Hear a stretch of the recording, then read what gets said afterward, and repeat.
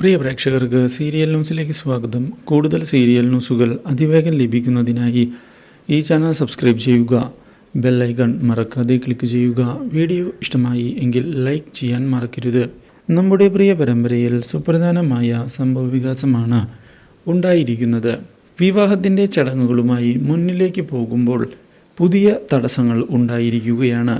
ഇതോടെ വിവാഹം മുടങ്ങുമോ എന്നുള്ള ചിന്ത ഉണ്ടായിരിക്കുകയാണ് മണിക്കുട്ടിക്ക്. പക്ഷേ കാര്യങ്ങളെല്ലാം വിചാരിച്ചതുപോലെ നടക്കുകയും ഇതേ തുടർന്ന് കൃഷ്ണ താലി ചാർത്തുകയും ചെയ്തിരിക്കുകയാണ് രാധികയെ. ഇതോടെ കാര്യങ്ങൾ ശുഭകരമായി അവസാനിക്കുകയും ചെയ്യുന്നു.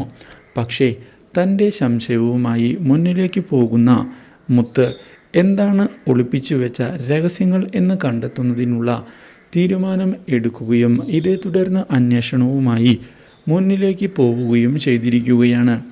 ജയയും മുത്തിൻ്റെ കൂടെ നിന്നതിനെ തുടർന്ന് ഒടുവിൽ രാധിക മൂടിവെച്ച രഹസ്യങ്ങൾ പുറത്തേക്ക് വരികയാണ്.